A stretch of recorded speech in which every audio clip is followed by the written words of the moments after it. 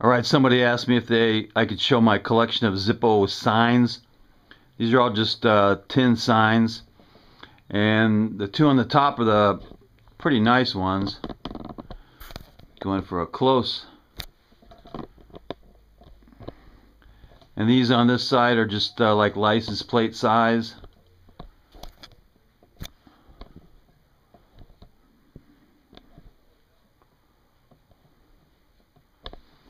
And this one on the left is the biggest one I have. I think it's about 16 inches tall. But yeah, that's my collection. Zippo signs.